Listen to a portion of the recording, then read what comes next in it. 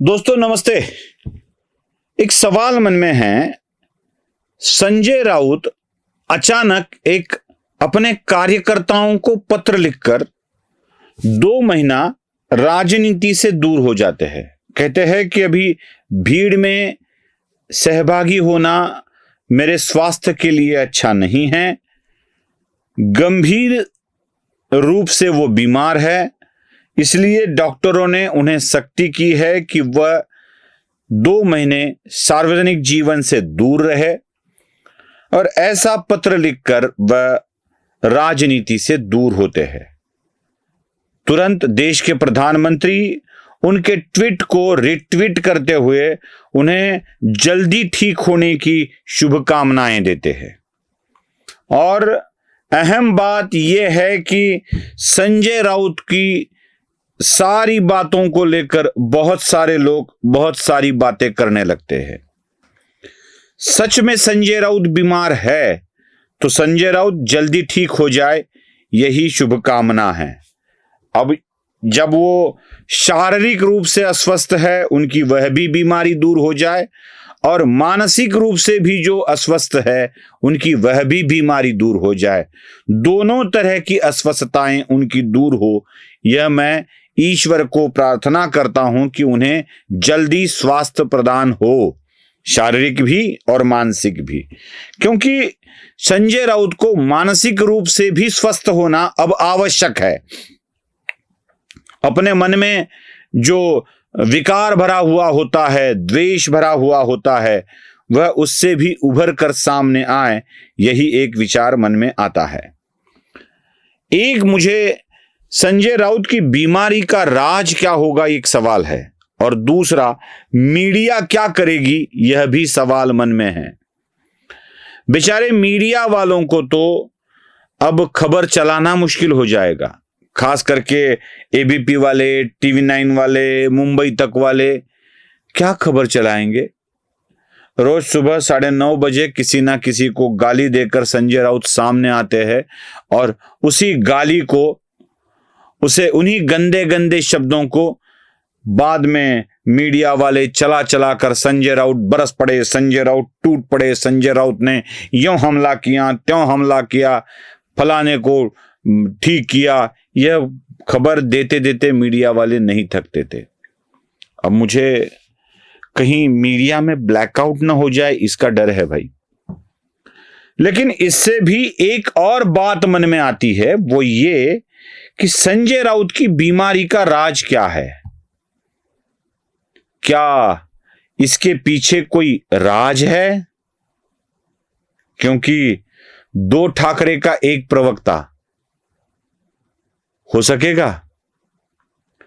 जिन संजय राउत की बातों के कारण राज ठाकरे चिढ़ते थे, याद है आपको, राज ठाकरे ने कहा था इन्हें मत दिखाइए, आप दिखाते हैं इसलिए लोग देखते हैं, आप दिखाते हैं इसलिए ये लोग बोलते हैं, ये राज ठाकरे ने कहा था। संजय राउत जैसे लोगों को टीवी पर दिखाना नहीं चाहिए, यह राज ठाकरे का कहना था।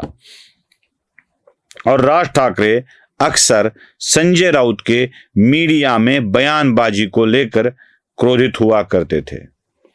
यहां तक कि संजय राउत की नकल भी करते थे राज ठाकरे। जरा सोच देखिए। सगळ्याचे एक ऍक्शन असते, तो ऐसा त्या सगळ्या ह्याच्यामध्ये तो काय हुआ, ये तो बात है से ऐसा करते थे, ये करते हैं। राज ठाकरे वैसे मिमिक्री आर्टिस्ट है, वह संजय राउत की नकल भी किया करते थे। इतना ही नहीं, बल्कि राज ठाकरे के लिए संजय राउत ने एक बड़ी परेशानी भी कर डाली थी। अभी अभी हाल ही में जब दोनों भाई एक हो जाएंगे, यह चर्चा चल रही थी, तब एक बड़ी परेशानी भी कर दी थी। उन्होंने लोगों से कहा था कि मैं आपको एक ब्रेकिंग न्यूज देना चाहता हूं, अंदर की खबर बताना चाहता हूं। और क्या कहा था देख लीजिए। स्वतः राज ठाकरे यांची इच्छा आहे, अरे वा, की आपल्याला महाविकास आघाडीतला घटक पक्ष असलेला काँग्रेसला सुद्धा सोबत घेणं गरजेचं आहे, ही त्यांची एक भूमिका आहे। संजय राउत ने कहा था, मैं आपको अंदर की खबर देता हूं, राज ठाकरे खुद चाहते हैं कि वो कांग्रेस के साथ चले जाए। अब सावरकर द्रोहियों के साथ, परप्रांतियों को गले लगाने वाले कांग्रेस के साथ जाने की राज ठाकरे की इच्छा है, यह बात राज ठाकरे नहीं बल्कि संजय राउत बता रहे थे।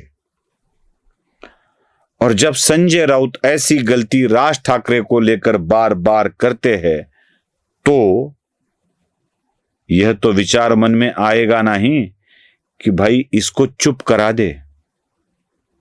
तो शायद उद्धव ठाकरे को उन्होंने यही कह दिया होगा, आने वाले दिनों में अगर हम एक होना चाहते हैं, रहना चाहते हैं, तो संजय राउत को बीच में से हटा दो। संजय राउत अगर चुप बैठते हैं तो ही कुछ बात बन पाएगी।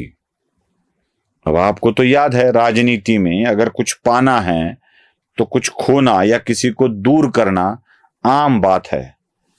इसी उद्धव ठाकरे के कारण भारतीय जनता पार्टी ने किरीट सोमैया को टिकट नहीं दिया था और तब से बेचारे किरीट सोमैया आज भी पद को लेकर इच्छुक के लिस्ट में ही हैं। अगर हम अलायंस करना चाहते हैं तो किरीट सोमैया को हटा दीजिए, उसको टिकट नहीं देना चाहिए, यही उद्धव ठाकरे ने कहा था और बीजेपी ने यह बात सुन ली थी। कई बार ऐसा होता है कि अगर कोई बड़ी चीज करनी है तो छोटी छोटी चीजों को रास्ते से हटाना पड़ता है। उसी तरह राज और उद्धव का एक होना एक बड़ी चीज है और संजय राउत को चुप कराना एक छोटी चीज है। क्या इसी छोटी चीज को दूर किया गया है? क्या यही राज है या सच में संजय राउत बीमार है जिसके कारण वह बात नहीं कर पाएंगे? संजय राउत बात नहीं करेंगे तो शिवसेना की ओर से कौन बात करेगा? तो अभिनंदन करते हैं हम हमारी क्लासमेट सुषमा अंधारे का कि वह संजय राउत की जगह ले पाएगी। मैं अभिनंदन कर ही रहा था कि उसमें राज ठाकरे के इतने बयान आए, क्या तरबूजा कह दिया, केला कह दिया, वैसे वो बाम्बू बिम्बू की बात करते थे, केला कह दिया, केला हाथ में देने की बात कह दी, तो तुरंत समझ गया सुषमा अंधारे की भी आवश्यकता नहीं है, क्योंकि संजय राउत की अश्लीलता भरी बातों की या गंदी बातों की परंपरा का निर्वहन अब खुद राज ठाकरे करेंगे। नमस्ते।